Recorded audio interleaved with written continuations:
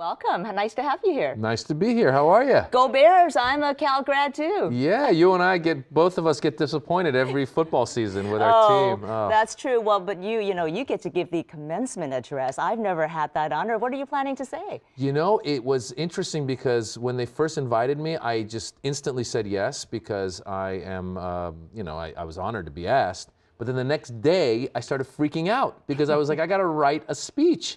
And the truth is I'm a comedian and I'm not used to writing speeches. So I've been kind of molding the whole thing together. And as a comedian, I feel like I need to be funny a little bit. So I'm going to try and be funny.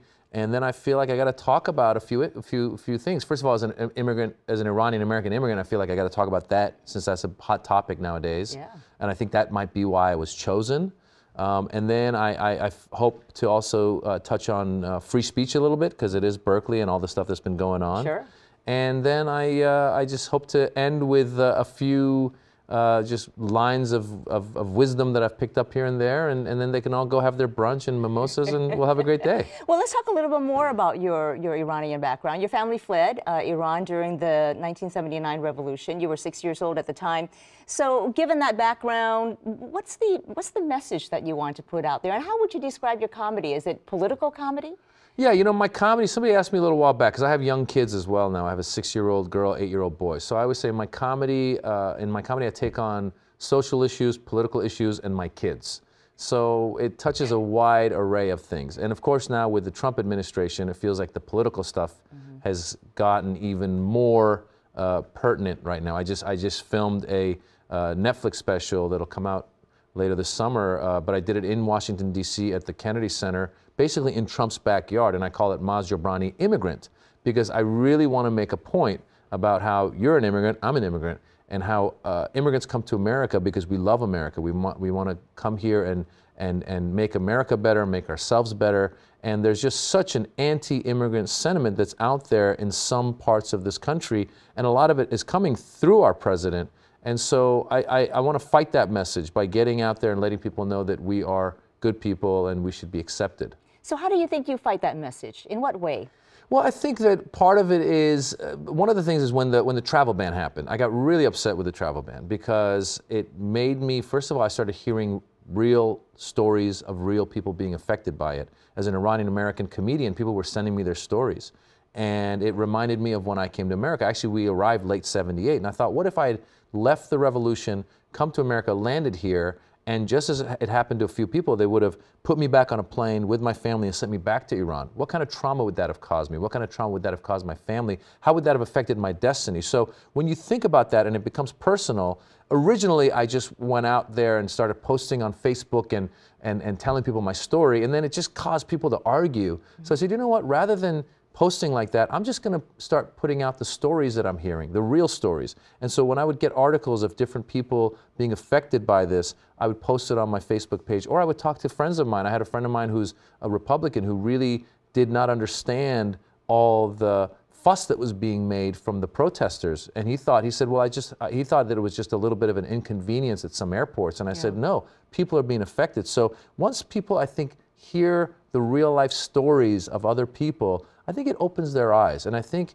Americans in general are sympathetic people. And so that's what I try to do. So that's the serious side of you. And then the comedic side of you. For example, in your show Superior Donuts, did you ever feel worried that you might be reinforcing certain stereotypes? Well, the thing with Superior Donuts is, it's a sitcom. And in all honesty, as an actor of Middle Eastern descent, I always say, like, I'm playing a businessman from Iraq. So that just in itself is a huge step compared to what we're used to playing. We're used to playing terrorists. We're used to playing... You played a terrorist at one point in a Chuck Norris movie. Yeah, early on I played a terrorist in a Chuck Norris movie. I played a terrorist in the TV show 24. And then after I did the 24, this was years ago, it just put a bad taste in my mouth. So I told my agents, no more terrorist parts. But I don't mind playing falafel store owners or cab drivers or any of those because I know Middle Easterners that are that.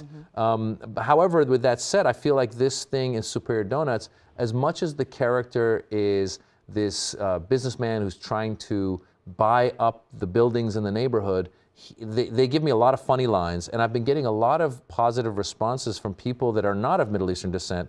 They've hit me up on social media, and they're enjoying the character. So I think that as long as we can start making people like characters of Middle Eastern descent in film and television, I think that that's a good push in the right direction.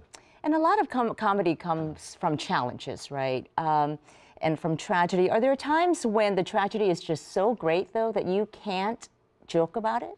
Well, I always say if there's a tragedy, I think that I never make fun of the victims of anything. Like after September 11th, for example, in all honesty, when September 11th happened, I just thought that no one could ever be funny again. I was so devastated by the whole thing. You know, the song, The Day the Music Died, I felt like it was the day the comedy died. I just thought, how could we ever be funny again?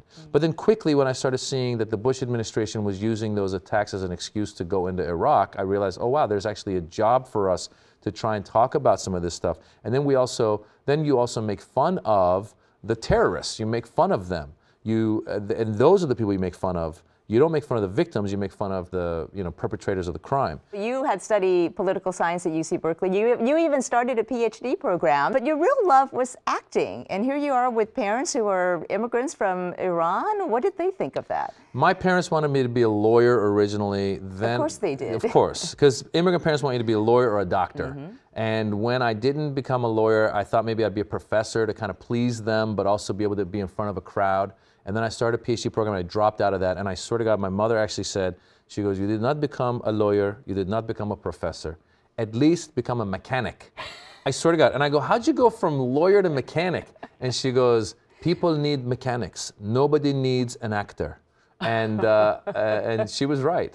But they need a comedian. They need a comedian. Here I am.